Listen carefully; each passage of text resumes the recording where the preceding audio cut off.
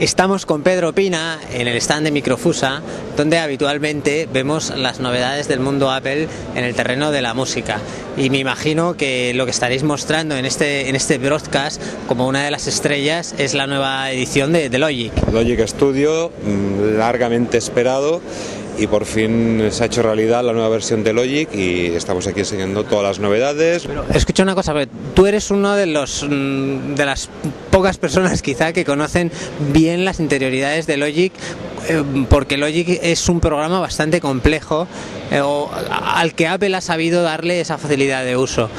Como un usuario muy avanzado de Logic de siempre, incluso cuando era de Magic, ¿tú cómo ves este nuevo Logic? Afortunadamente vamos mejorando el mito de la complejidad o la curva de aprendizaje de Logic. Afortunadamente, gracias a Apple, cada día es más mito que no realidad. Y una de las principales novedades que tenemos en el nuevo Logic es la readaptación de la interfaz trabajando en un modo de ventana única.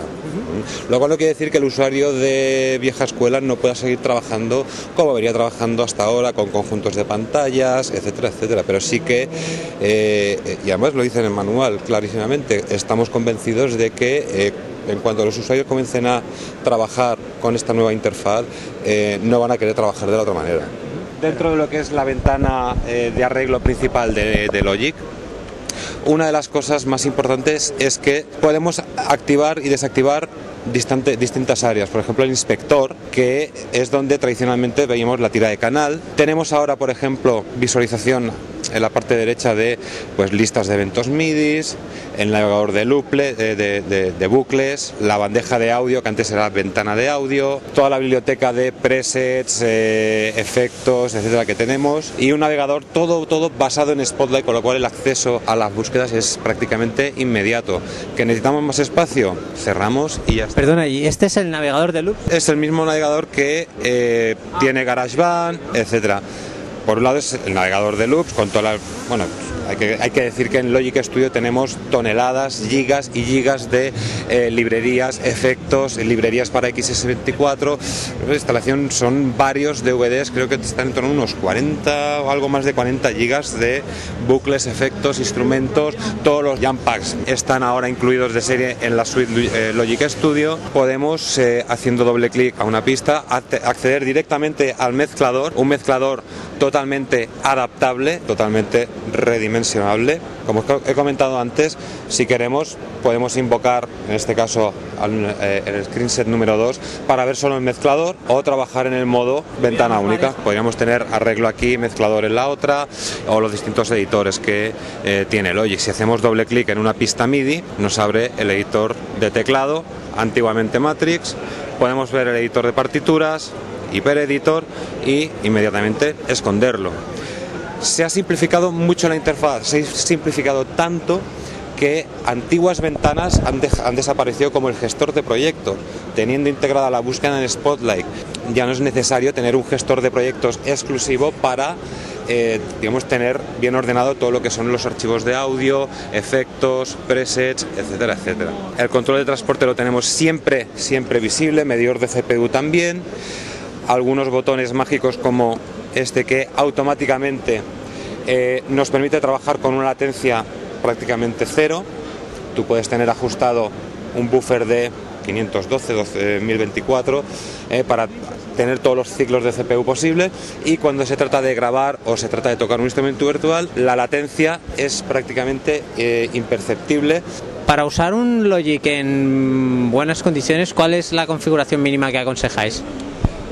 Bueno, cualquiera de las máquinas que existen ahora son perfectamente válidas.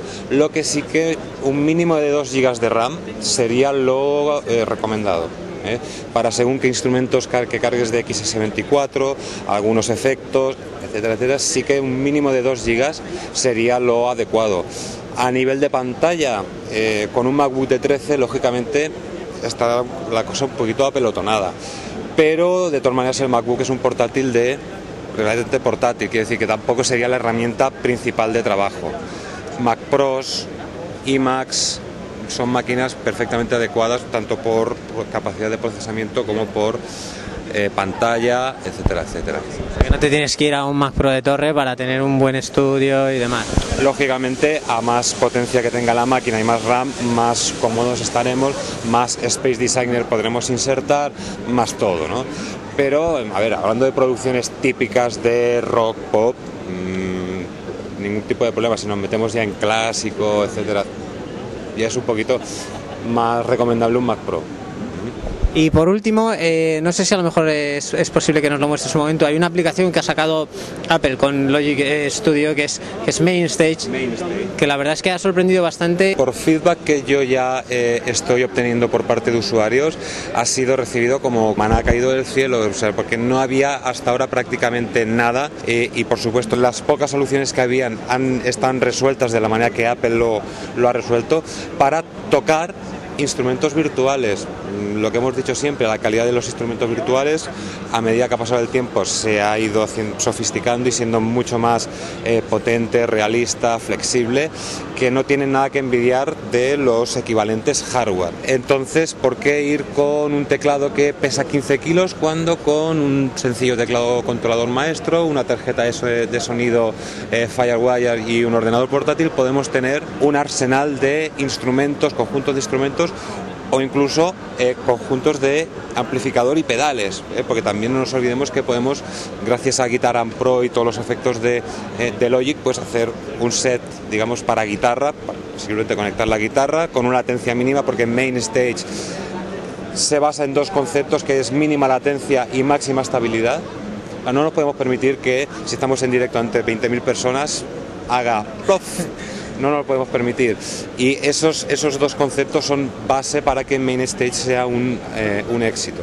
Podemos acceder a la librería, vamos a abrir, en este caso automáticamente, sin yo tener que hacer nada, automáticamente me ha configurado una zona del teclado que está mapeada a baterías a los pads de percusión. Lógicamente, si estamos en directo, igual nos interesa más trabajar en pantalla completa. Vemos que la interfaz es muy simple, muy gráfica, muy contrastada, para que en un entorno de directo con las luces, humo, etcétera, etcétera, pues tengamos exactamente. Automáticamente me ha mapeado los controles.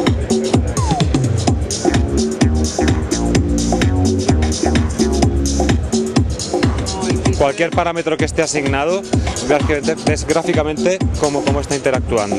El cambio entre presets es inmediato. Había soluciones que hasta ahora te permitían cambiarlo en tiempo real, pero tardaba 3 minutos en cargarte el nuevo proyecto. Aquí simplemente con que nuestra tarjeta tenga una entrada con impedancia de guitarra, gracias a Guitar Amp Pro y todos los efectos de Logic, podemos tener una pedalera MIDI, efectivamente una pedalera MIDI, asignar a cada efecto y tener un set perfectamente profesional y sobre todo cómodo de trabajar con él, editarlo, configurarlo, etcétera, etcétera. ¿Tú le vaticinas entonces un éxito rotundo a esta aplicación? Lo está consiguiendo ya.